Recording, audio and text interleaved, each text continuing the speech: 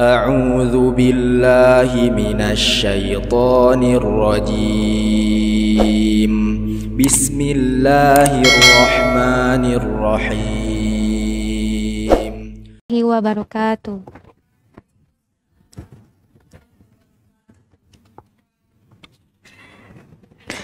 Alhamdulillahilladzi arsala rasulahu bil huda wa dinil haq liyudhhirahu 'ala dini kulli wa kafa billahi syahida.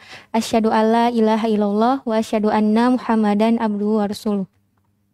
Segala puji bagi Allah yang telah memberikan kita nikmat sehat, nikmat iman sehingga kita dapat berkumpul di tempat yang penuh barokah ini. Amin. Shalawat serta salam semoga tercurah limpahkan kepada Nabi kita Nabi Muhammad SAW. Langsung saja, pada kali ini saya akan membahas tentang mengobati hati yang sedang futur. Nah, sebelumnya teman-teman pernah merasakan futur? Pasti pernah ya, apalagi futurnya tentang hafalan, ziyadah yang gak masuk-masuk, murojaah yang gak lancar-lancar, membuat kita futur, malas melakukan segala kebaikan. Nah, futur ini adalah penyakit yang menjerat siapa saja, khususnya bagi mereka yang sedang berhijrah, mereka yang sedang menuntut ilmu, mereka yang sedang menghafal Al-Quran. Kadang, futur ini datang membuat kita seolah menghentikan segala rutinitas dan aktivitas kita. Tubuh terasa tidak semangat melakukan segala hal. Nah, ternyata teman-teman, salah satu penyebab futur itu adalah dosa. Sebuah dosa kita bisa saja malas melakukan segala kebaikan yang lainnya. Sebagaimana seorang ulama pernah berkata, beliau berkata, gara-gara satu dosa, aku tidak bisa sholat tahajud selama 4 bulan. Bayangkan. Satu dosa saja berhasil menutup segala pintu kebaikan yang lainnya. Nah, makanya kita tuh harus bisa mengobatinya. Nah, obatnya itu dengan berzikir kepada Allah atau zikrullah. Ketika futur, tubuh kita terasa malas untuk mendirikan sholat, puasa, membaca Al-Quran, apalagi datang ke majelis ilmu. Nafsu kita terlalu kuat untuk dikalahkan. Nah, zikir adalah obatnya. Zikir tidak membutuhkan tenaga yang besar dan banyak. Ala bidzikrillahi tatma'innul qulub. Ingatlah, hanya dengan mengingat Allah hati menjadi tentram. Quran surat Ar-Ra'd ayat 28. Nah, jadi semua kelelahan, kemalasan akan sirna jika kita mengingat Allah.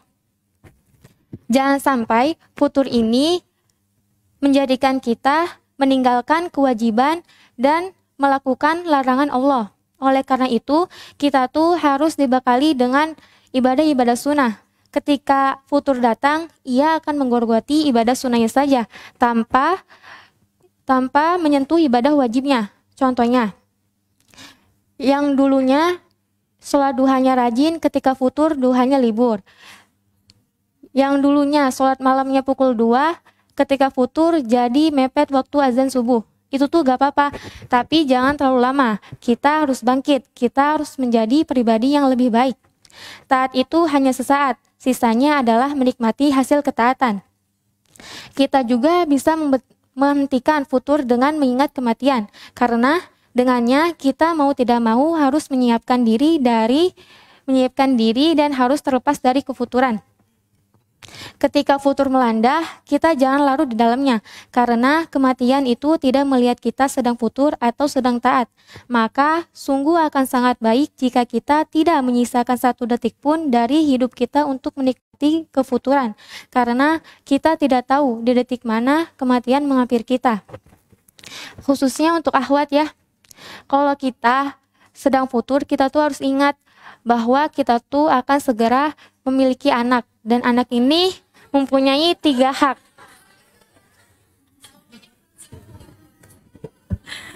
Memiliki 3 hak. Nah, yang pertama itu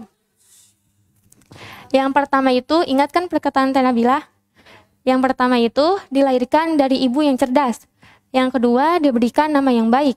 Yang ketiga diajarkannya Al-Quran. Nah, jadi ketika kita putus asa, futur, malas, lelah, kita tuh harus ingat bahwa seorang anak berhak dilahirkan dari ibu yang cerdas, ibu yang tangguh, ibu yang cekatan, ibu yang bisa melawan kefuturannya. Nah, gitu teman-teman. Nah, jadi kesimpulannya itu cukup satu alasan yang bisa membuat kita terhenti dari kefuturan, yakni dengan terus mengingat Allah dan selalu membayangkan kematian. Sekian dari saya, maaf jika terlalu singkat, semoga bermanfaat. Terima kasih atas perhatiannya. Wassalamualaikum warahmatullahi wabarakatuh.